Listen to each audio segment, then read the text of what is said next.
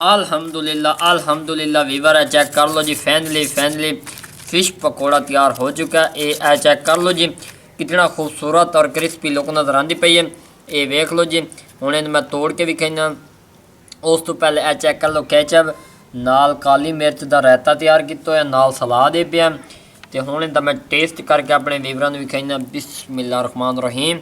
अल्हम्दुलिल्लाह जी, चेक कर लो जी, ये वेखो, ये चेक कर लो जी, कितनी खूबसूरत थी इनकी पकाई हुई है। ये इन्होंने कंधियां की वजह नाल तुहानूं मालूम हो रहा सी भाई कोई डाउट शाउट हो। रहीम अस्सलाम वालेकुम, उम्मीद करता हूँ तमाम दोस्त खैरियत से होंगे। तो उम्मीद करता हूँ आप तमाम लोग बेहतर होंगे। तो आज अपनी खूबसूरत यूट्यूब फैमिली का मज़ेदार खस्ता रेसिपी लेकर हाजिर हुए हैं। तो अज असीं बनाते पे देहात दे विच फिश पकौड़ा एक नवे अंदाज नाल और एक बेहतरीन स्टाइल तैयार करेंगे। उम्मीद है तुहानूं साडी वीडियो पसंद आएगी।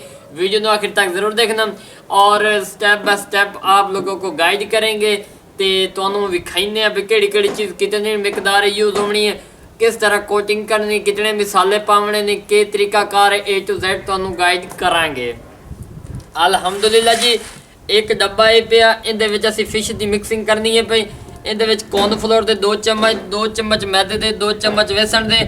उस तो बाद फिश है पई, फिश तुसी यानी कि लैनी बगैर कंडे वाली ला लो, हड्डी शड्डी विच घट वध होवे, कंडा शंडा एक अद्धा ही होंदा।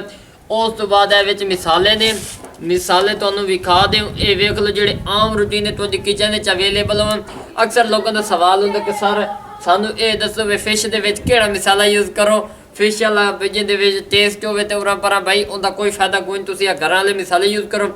इहदे विच वेख लो 7 किस्म के मिसाले ने, जरदा कलर है, हल्दी, गरम मसाला है, गरम मसाले तो बाद काली मिर्च पे, चिकन मसाला, तिक्का मसाला, तो ये मसाले मिक्स करके तो इहदे नाल तैयार कर रहे हैं। तो हुण असीं मिक्सिंग वाला प्रोसेस शुरू करते पे हैं। ये चेक कर लो, बिस्मिल्लाह रहमान रहीम। ये जिहड़ी फिश है इहदे असीं पहले पीस इहदे विच सट दिंदे आ। ये चेक कर लो, ये चेक करो, इहदे नाल मैं इ'यां डायरैक्ट ही पा सकदा विच जिहड़ा थोड़ा बहुत पानी है वो विच बच वैसी। ये चेक कर लो, इन्होंने हुण साइड ते कीता। हुण जिहड़ा ना ये फिश इहदे विच जिहड़े मिसाले ने वो मैं यूज़ करना शुरू करदा पिया। इहदे विच कॉर्नफ्लोर जिहड़ा इहदे यानी कि हाथ की मदद नाल थोड़ा बहुत उत्ते वो धुल दिंदे आ। उस तो बाद मैदा जिहड़ा ये थोड़ा बहुत हाथ की मदद नाल धुलना है। ये चेक कर लो। उस तो बाद बेसन जिहड़ा उन्होंने थोड़ा जिहा तुसीं इस तरह धुल देना। ये वेखो, अज एक नवा तरीका तुहानूं सिखावांगे। इस तरह इन्हों स्क्रोल तुसीं कर लेना अच्छी तरह, मिसाले हजने के उत्ते नहीं लावने। वो भी तरीका तुहानूं मैं दसना कि मिसाले किस तरह लावने ने। ये चेक कर लो, अच्छी तरह मिक्सिंग हो चुके हैं।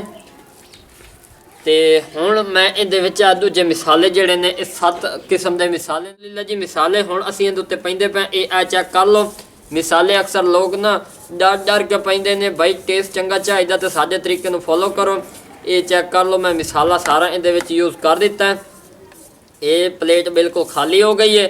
बाकी हुण असल काम जिहड़ा ना वो मिक्सिंग वाला शुरू होंदा पिया।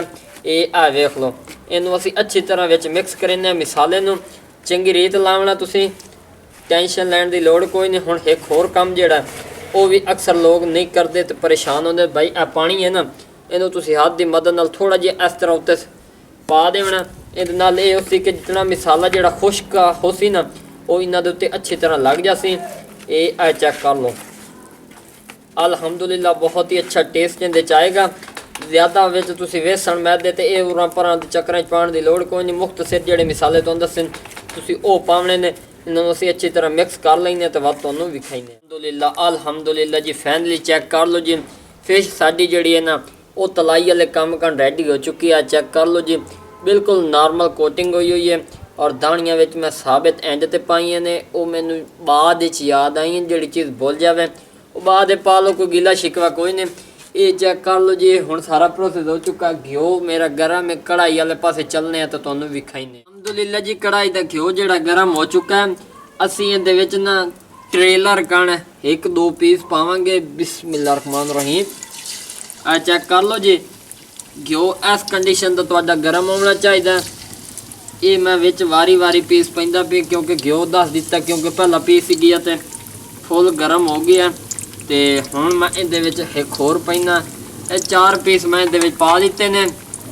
हुण तुहानूं एक तरीका होर ही दस देवां। ਜਦੋਂ ਵੀ ਇਹਦੀ ਫਿਸ਼ ਦੀ ਰੋਸਟਿੰਗ ਕਰਨੀ ਹੈ ਨਾ, ਤਲਾਈ ਵਾਲਾ ਕੰਮ ਕਰਨਾ, ਤੇ ਘਿਓ ਤੁਹਾਡਾ ਫੁੱਲ ਗਰਮ ਹੋਣਾ ਚਾਹੀਦਾ। ਇਹ ਨੰਬਰ 1। ਨੰਬਰ 2, ਇਹਨੂੰ ਤੁਸੀਂ ਉਦੋਂ ਤੱਕ ਰੁੱਖ ਚੇਂਜ ਨਹੀਂ ਕਰਨਾ ਜਦੋਂ ਤੱਕ ਤਲੋ ਇਹਦੀ ਅੱਛੀ ਤਰ੍ਹਾਂ ਪਕਾਈ ਨਾ ਹੋ ਜਾਵੇ, ਘਿਓ ਦੇ ਨਾਲ ਪਕੜ ਨਾ ਹੋ ਜਾਵੇ। ਇਹ ਚੀਜ਼ਾਂ ਯਾਦ, ਨਿੱਕੀ ਨਿੱਕੀ ਚੀਜ਼ਾਂ ਜਿਹੜੀਆਂ ਨਾ ਯਾਦ ਰੱਖੀਆਂ ਕਿਤੇ ਕਰੋ। ਬਾਕੀ मैं पकाईना तो वत तुहानू नाल विखाईना। तो इसे दौरान मेरे चैनल ते पहली बारी आए हो तो बिलाल विलेज फूड को सब्सक्राइब कर दें। ये वेख लो धीमी धीमी अग दे उत्ते मैं पकाईंदा पिया तो तुहानू नाल विखाईना।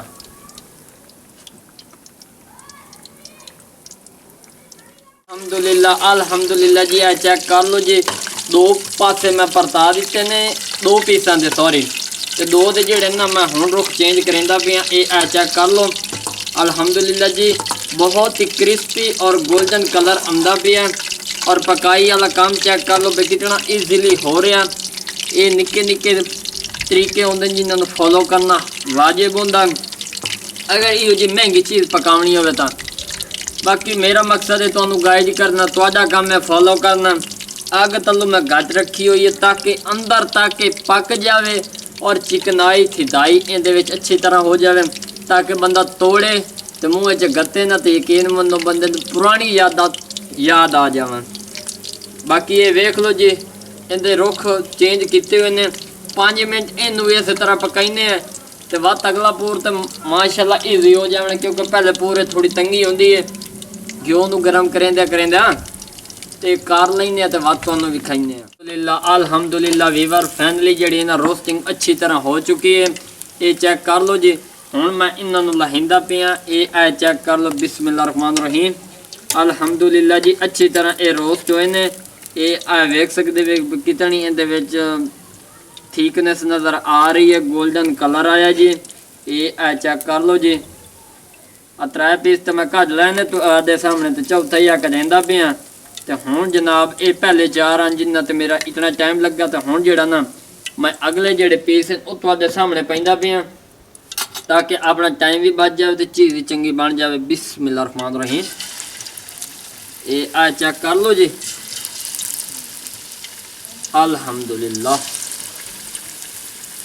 ये वेख लो जी, हुण तो मैं ना बल्ले ही बल्ले स्पीड च उस अगला अखीरले 4 जेड़े ने वो तलाई कर ली सन, लेकिन इन्हां दे विच मेरा इ'यां समझो कि टाइम एडा कोई यूज़ होया। उनकी अल्हम्दुलिल्लाह वीवर फैनली जी फिश साडी है ना वो तैयार हो चुकी है, अच्छी तरह रोस्ट हो चुकी है और बहुत ही मज़ेदार इनकी लुक नज़र आ रही है।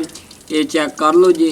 तो हुण ये जेड़े पीस अखीरले ने ना, अखीरला पोर तुहानू विखाना जरूरी सी ताकि तुहाडे नोटिस इजाफा हो जाए। ये हुण इ'यां समझो कि रोस्ट हो चुके हैं, तकरीबन 1 तो 2 मिनट होर पकाईने तो फिर उतार के अपने वीवरां नू विखाईने। अल्हम्दुलिल्लाह वीवर है चेक कर लो जी, फैनली फिश पकौड़ा तैयार हो चुका है। ये चेक कर लो जी, कितना खूबसूरत और क्रिस्पी लुक नज़र आती पई है। ये वेख लो जी, हुण इन्हूं मैं तोड़ के विखाईना। उस तो पहले ए चेक कर लो, केचप नाल काली मिर्च का रायता तैयार किया है, नाल सलाद है पिया। तो हुण इहदा मैं टेस्ट करके अपने वीवरां नूं विखाईना। बिस्मिल्लाहिर्रहमानिर्रहीम। अल्हम्दुलिल्लाह जी। चेक कर लो जी, ये वेखो, ये चेक कर लो जी, कितनी खूबसूरत इहदी पकाई हुई है। ये इन्हां कंडियां की वजह नाल तुहानूं मालूम हो रहा सी भाई कोई डाउट शाउट होवे सही ना। ये वेख लो जी, ये केचप। बिस्मिल्लाहिर्रहमानिर्रहीम।